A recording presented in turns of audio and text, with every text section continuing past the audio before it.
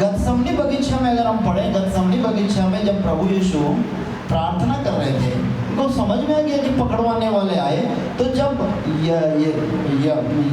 इस्करियोती अपने झुंड के साथ 30 चांदी के सिक्कों में जो बस प्रभु यीशु को पकड़वाने के लिए लिया, वो झुंड के साथ आया। प्रभु को समझ में आया कि ये पकड़वाने आया। प्रभु ने पूछा, किसे ढूंढते हो? वहाँ एक बात लिखा है, किसे ढूंढते हो? सबके सब सूखी लकड़ी समझ गिर गए। ये परमेश्वर है। अगर वो परमेश्वर के रूप में ही रहते तो लोग पकड़ नहीं पाते। मैं इब्रानियों की किताब में भस्म करने वाली आग हूँ बोलता है, हालेलुया। उसको कौन छू सकता है? लेकिन वो परमेश्वर होने का जब दिखाना था तब दिखाया, हालेलुया। आदम को भी वही बात बोला गया, लेकिन वो बहकाया नहीं गया, हवा बहकाई गई। Same to same. और 40 दिन उपवास के बाद यीशु को बहकाने के लिए लाया गया। बोला नहीं, तू परमेश्वर का पुत्र है तो रोटी से, ये पत्थर से कह दे कि रोटी बन जाए। नहीं, रोटी से जिंदा नहीं रहेगा, लेकिन मुख से निकला वचन से, हर एक वचन जो परमेश्वर से मुख से निकलता है, हालेलुया। तो हमको कहाँ किसका जवाब देना चाहिए? हालेलुया। तो जब ये जवाब देना जब सीखेंगे, जब पवित्र आत्मा हमारे अंदर आता है। हमारे लिए सब कुछ सह लिया, सब कुछ किया, और बोला कि कितना अच्छा। हमने सुने डिवाइन एक्सचेंज, यानी हम कमजोर थे, हम मूर्ख थे, हमारे अंदर जीवन नहीं था, हमारे अंदर जीवन नहीं था, वो जीवन दे दिया। हम मूर्ख थे, हमको बुद्धिमान बनाया। हम कमजोर थे, हमको बलवान बनाया, हालेलुया। क्योंकि वो उनमें से होते हुए गया है ना, हमारे लिए कंगाल बना था कि हम धनवान हो जाए, हालेलुया, हालेलुया, हालेलुया। ईश्वरीय आदान प्रदान, मनुष्य के रूप में आके हमको ईश्वरीय, सारे जो ईश्वरीय को पुत्र होने का अधिकार दिया है। हम लोग मनुष्य हैं, पापी है ना, तो हम लोग कैसे मनुष्य के परमेश्वर के पुत्र हो सकते हैं? दो बात पॉसिबल नहीं है। सो इसको ध्यान से सुनिए। दो बात कभी भी संभव नहीं है। एक, परमेश्वर मनुष्य कभी बन नहीं सकता, और मनुष्य परमेश्वर का संतान हो नहीं सकता। हो सकता है क्या? परमेश्वर मनुष्य नहीं बन सकता। मनुष्य पापी है, माँ पिता के पेट से जन्म लिया है, पाप है और मरेगा, और वो उसका एक दिन मृत्यु होना है। और ये व्यक्ति फिर परमेश्वर का संतान कैसे होगा? नहीं, एक मध्यस्थ यीशु ने मनुष्य बना था कि हम उसके संतान हो जाए, हालेलुया, हालेलुया। तो ये बातें हमको सिखाता है कि वो हमारे लिए मनुष्य बन जाए ताकि हम मनुष्यों को परमेश्वर का संतान बनाए, हालेलुया। तो हम तक क्रूस में क्या क्या हुआ हमने देखा है। इसके बाद भी कुछ आश्चर्यकर्म हुए हैं। कुछ लोग गुप्त प्रेम रखने वाले हैं। वहाँ एक बात जैसे भैया बता रहे थे, उस बात को मैं थोड़ा क्लियर करना चाहता हूँ। इंग्लिश ट्रांसलेट में क्या आज ही तो स्वर्ग लोग होगा ना, लेकिन इंग्लिश ट्रांसलेट में एक चीज़ है, वो दिस डे नहीं बोलता है। हाँ, लेकिन दिस डे का मतलब यहाँ दिन। अगर कहीं आज कर लिए अगर इस्तेमाल है तो टुडे बोलेगा।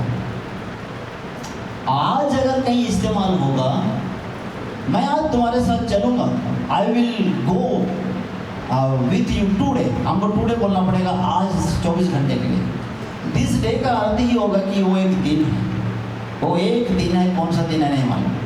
चलिए उसको वहाँ रहने देते हैं। तो भी ये व्यक्ति तो प्रभु के राज्य में पहुँच गया बस, क्योंकि इसने विश्वास कर लिया। कैसे विश्वास किया? एक यहूदी था, ये जो डाकू है ना, यहूदी था, लेकिन इतिहास को माने तो ये कुछ दिनों के बाद ये प्रभु से दूर हो गया, बैकस्लाइड हो गया। बैकस्लाइड होने के बाद वचन तो अंदर है, सीखा है, लेकिन ये सब भूल के प्रभु से दूर होकर चले गए।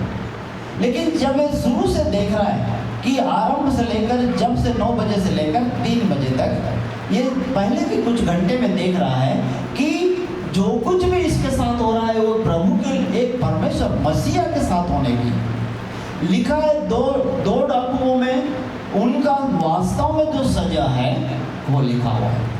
लेकिन प्रभु यीशु के पास लिखा है यीशु नासरी यहूदियों का राजा, और आगे एक लिखा था ये कहता है बोला है, लेकिन पिलातुस इसको आगे नहीं, मैं जो सो लिखा हूँ सो लिख दिया, अब उसको काट चाट नहीं करूँगा।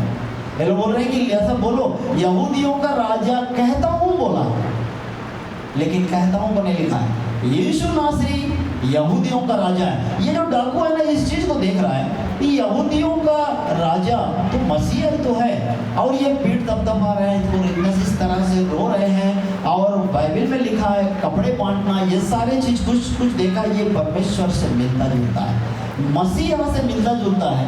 जब पूरा चीज देखने के बाद बोला, अगले को बोला तू परमेश्वर से भी नहीं डरता, हम तो हम लोग अपनी गलती का सही सजा ले रहे हैं, लेकिन ये तो कोई गलती किया नहीं। उसके बाद प्रभु की ओर मोड़ के बोलता है प्रभु जब तू अपने राज्य में आए मेरी सुधी नहीं। Hallelujah hallelujah. तो कहने का मतलब हम अगर वचन जानते हैं तो आज नहीं तो कल ये वचन का जो बीज है ना वो खराब होने वाला नहीं है, वो कभी ना कभी वो अंकुरित हो जाएगा और हमारे जीवन में वो आश्चर्य काम करता है। हालेलुया।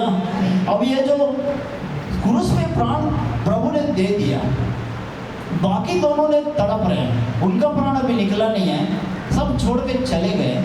और उसके बाद ये जो अरमितियाई का यूसुफ और निकोदेमुस भविष्यवक्ताओं की किताबों को लेकर ये लोग पढ़ रहे हैं कि भविष्यवक्ताओं की किताब में लिखा क्या है। फसह में मसीहा मारा जाएगा, एक मारा जाएगा, वो बलि होगा। 9 बजे एक बलि चढ़ाते थे, 3 बजे दूसरा बलि चढ़ाते हैं फसह में। तो पहला बलि प्रभु यीशु बना 9 बजे, 3 बजे भी प्रभु यीशु ही बना। तो ये देख रहे हैं कि ये जो बलि है, ये जो फसह में वो मसीहा है, और उसमें यशायाह किताब और भजन संहिता ये सारे किताबों को ये लोग पढ़ते जा रहे हैं। लिखा है वो अपने दुष्टों के संग, डाकुओं के संग लटकाया जाएगा और अपना मित्र ही पकड़वाया जाएगा। उसमें सारा यशायाह नबी किताब में आप पढ़ते जाएंगे तो सारा भविष्यवाणी होंगी, भविष्यवाणी लिखा है, व्यवस्था भविष्यवक्ताओं की किताब में लिखा हुआ है। अब ये लोग दोनों, निकोदेमुस बहुत ज्ञानी था और अरमितियाई का यूसुफ गुप्त प्रेम रखने वाला था। ये लोग दोनों भविष्यवक्ताओं को किताब को पढ़ के समझ गए यही तो मसीहा है। हालेलुया। ये प्रूफ हो गया कि ये मसीहा है। अब उसके बाद गए पिलातुस के बारे में एक बात बताना चाहूँगा। पिलातुस यहूदियों को पसंद नहीं करता था क्योंकि वो रोमन सम्राट का गवर्नर था, लेकिन यहूदी लोगों के जो रिवाज और इनके साथ पसंद नहीं करता था, इसलिए वो इनके अनुसार यीशु को क्रूस पे चढ़ाना नहीं चाहा। वो बरब्बा को जेल में रहने, बंदी गृह में रहने देता, यीशु को छोड़ना चाहा। बरब्बा का मतलब है, बर मतलब पुत्र, अब्बा मतलब पिता, उसका नाम ही है, वो पिता का पुत्र है। बरब्बा का मतलब पिता का पुत्र है। ये नाम प्रभु यीशु से जुड़ता है, ये मसीहा है, परमेश्वर का पुत्र है। Hallelujah hallelujah. वो बरब्बा के साथ जुड़ा हुआ है। वो बरब्बा को रखकर वो प्रभु को छोड़ना चाहा, लेकिन ये लोग एक साथ चिल्ला उठे, नहीं यीशु को क्रूस पे चढ़ाना। तो उसने लास्ट में 7 मुकद्दमों में लास्ट मुकदमा 7वां अपना सिंहासन को उठाकर, क्योंकि जो अन्य जाति हैं, ये जितने ये यहूदी हैं और पिलातुस अन्य जाति है, रोमन सरकार का गवर्नर है तो अन्य जाति, यहूदी नहीं है, तो उसके महल में जा नहीं सकते।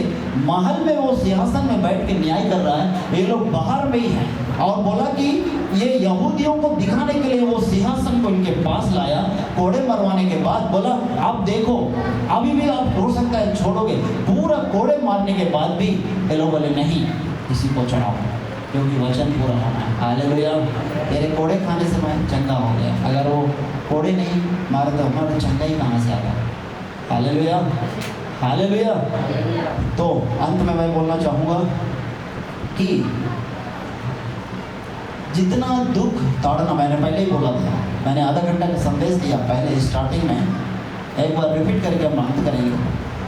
दुनिया में अगर प्रभु यीशु के साथ जो हुआ किसी व्यक्ति के साथ हो नहीं सकता, हुआ नहीं, हो भी नहीं सकता, क्योंकि उनके साथ जो दुख हुआ, ताड़ना, अपमान, जितना अपमान हुआ वो निर्वस्त्र क्रूस पर लटकाया गया। ये और किसी मनुष्य के साथ हो ही नहीं सकता है, और हुआ भी नहीं, हो भी नहीं सकता। वो इसीलिए वो हमारे लिए हुआ। Hallelujah, hallelujah.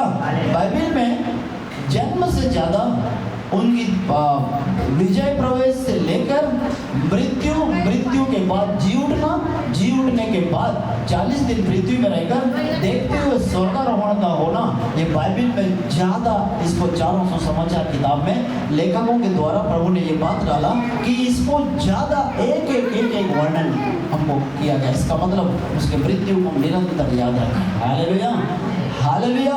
उनका जन्म, पहले जन्म जिस दिन हुआ, उसके बाद 8वें दिन खतना हुआ और 40वें दिन शुद्धिकरण हुआ, 12 साल में मंदिर में पाए गए। उसके बाद आगे कोई कहानी नहीं है, आगे है लेकिन बाइबल में लिखा नहीं गया। 30 साल के बाद हम पूरी बाइबल में पढ़ते हैं। इसका मतलब हम मसीह प्रभु यीशु का मृत्यु को हम निरंतर याद रखें। इसलिए बोला मेरे स्मरण के लिए किया करो, रोटी तोड़ के बोले मेरे स्मरण के लिए किया करो। Hallelujah, hallelujah. तो हम उसकी मृत्यु को हम स्मरण करने वाले हो जाएं, और उसकी जैसे आप मृत्यु को स्मरण करेंगे वैसे वैसे हम अपने आप को देखेंगे, जानेंगे कि हाँ हम कौन है, हमारा जो इतना सुंदर शरीर है इसके पीछे कारण क्या है। इतना सुंदर शरीर है, ये है क्यों है इतना सुंदर है? ये शरीर मार खाने वाला है, ये शरीर थूकने वाला था, ये शरीर कोड़े लगने वाला था, लेकिन हमारे सारे दुखों को प्रभु यीशु ने ले लिया और हमको नया जीवन दिया। Hallelujah, hallelujah, hallelujah. आइए इस विश्वास के साथ अपने स्थानों में खड़े हो जाएं। हम